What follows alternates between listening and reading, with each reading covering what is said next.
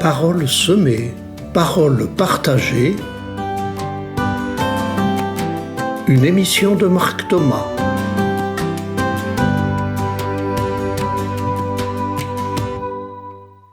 Bonjour chers amis auditrices et auditeurs.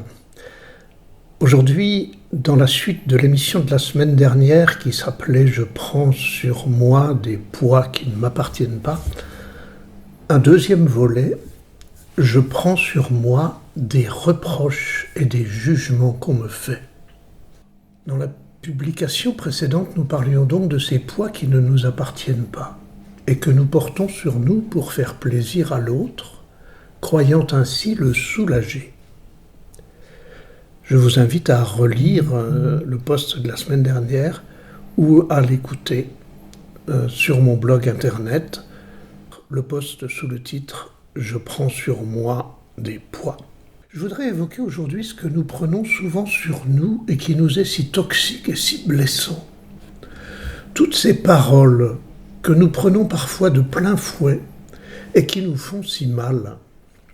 Je pense à ces remarques désobligeantes, ces reproches, ces jugements qu'on nous fait, ces insultes parfois que d'autres nous jettent à la figure.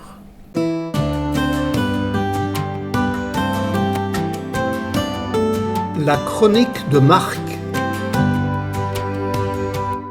Si ces reproches et ces jugements nous font si mal, c'est que nous laissons pénétrer en nous ces paroles et ces intentions blessantes de l'autre.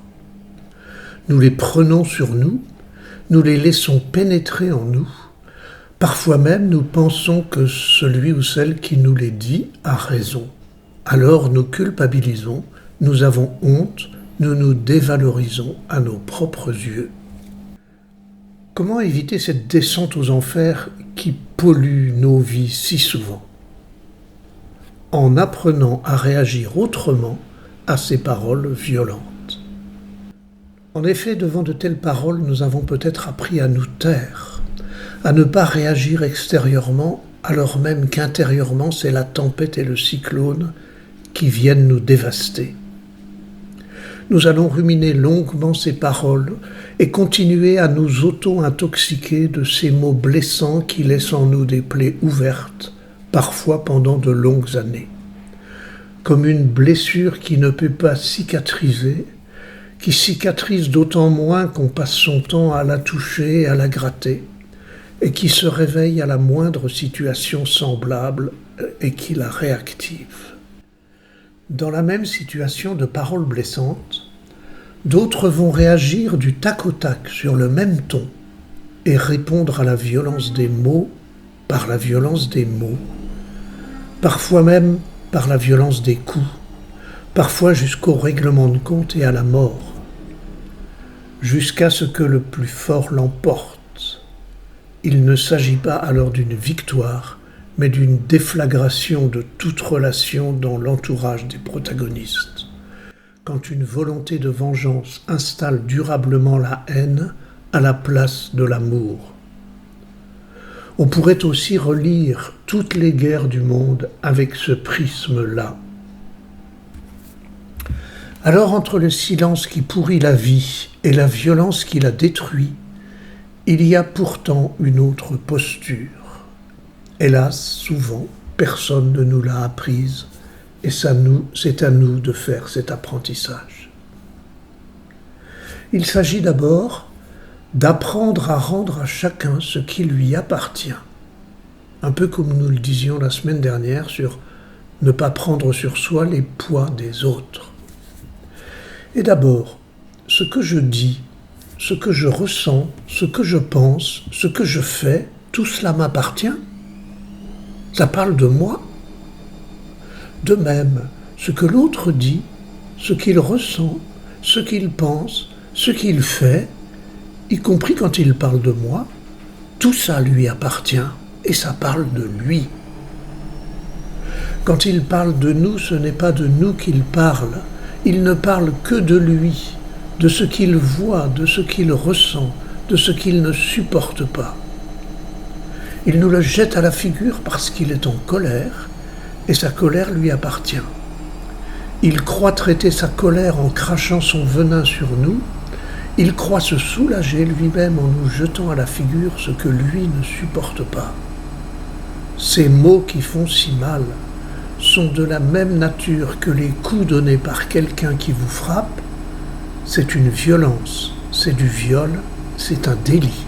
Ça appartient à celui ou celle qui les agit, c'est de sa responsabilité.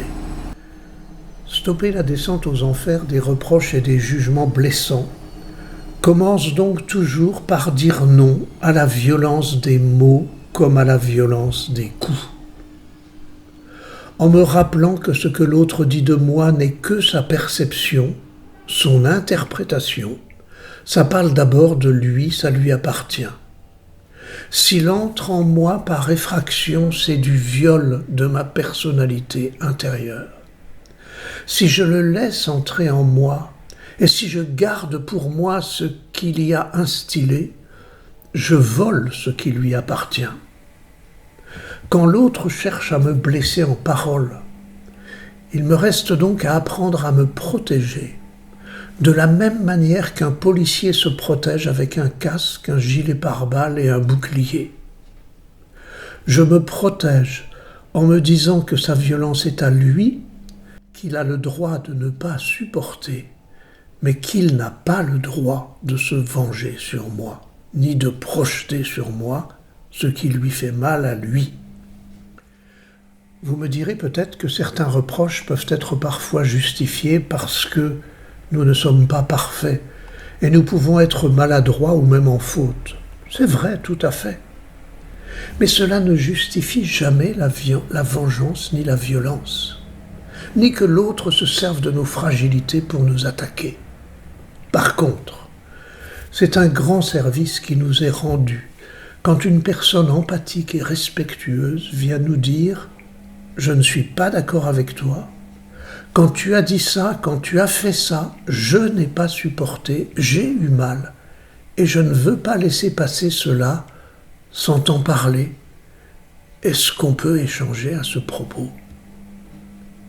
Cette personne empathique et respectueuse ne reste pas dans le silence à ruminer ce qu'elle n'a pas aimé.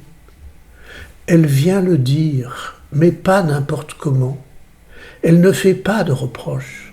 Elle ne parle pas de moi en me jugeant, mais elle parle d'elle en nommant les faits tels qu'elle les a perçus, en me disant ce que ça lui a fait, ce qu'elle a ressenti. Empathie, respect, sincérité. Devant une telle personne, je peux reconnaître mon éventuelle erreur sans prendre sur moi. Je peux réparer sans me juger. Je peux restaurer la relation sans domination ni violence.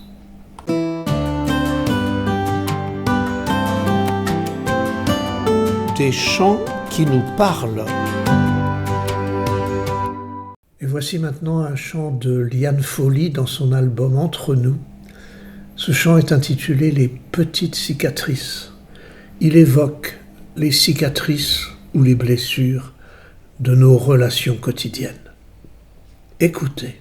Fil de nylon ou de soie, elle glisse sous nos doigts.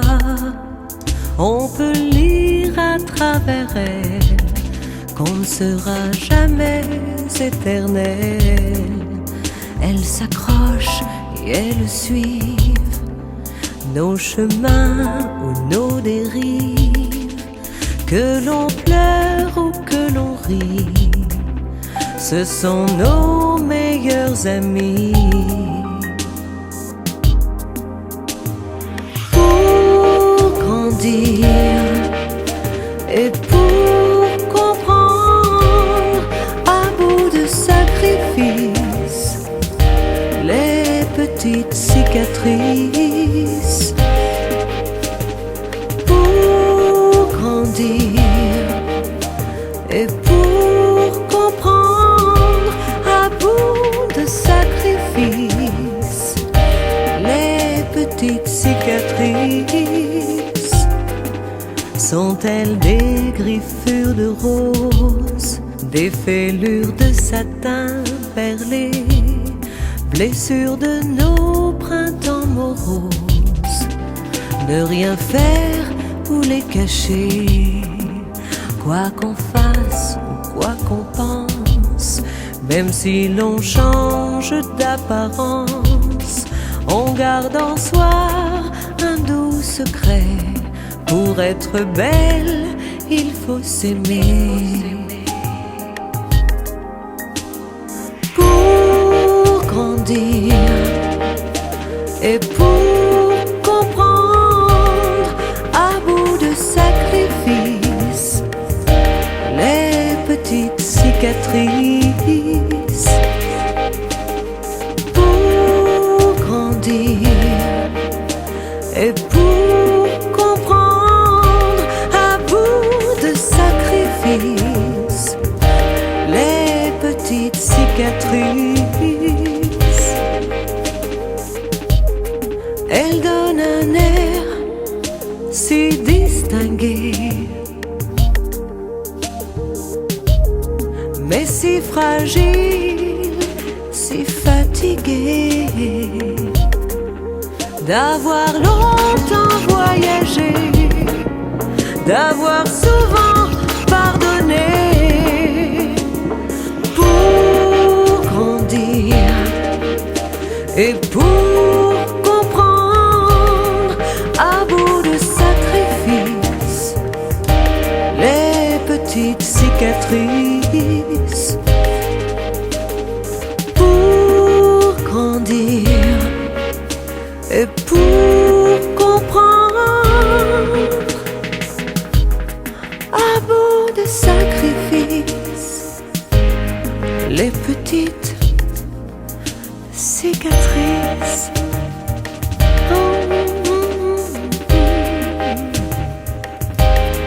Les petites cicatrices. C'est maintenant le temps du mot de la semaine, de cette attitude à vivre cette semaine.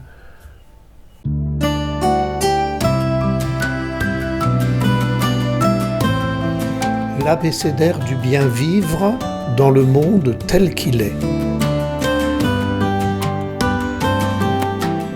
Aujourd'hui, l'attitude de la semaine, sortir des reproches.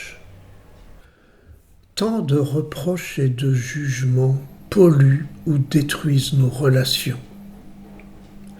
Je reproche à l'autre de ne pas m'écouter parce que moi j'ai besoin de parler. L'autre me trouve insupportable parce que lui ne supporte pas mon attitude.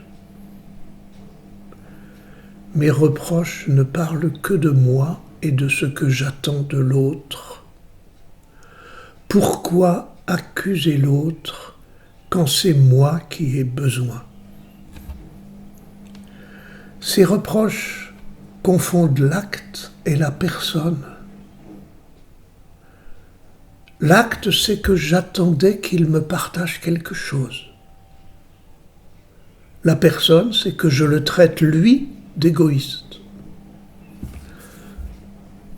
Sans m'enfermer dans le silence, sans exploser en colère, je parle de moi, de mon désir, de mon attente, de ma frustration peut-être.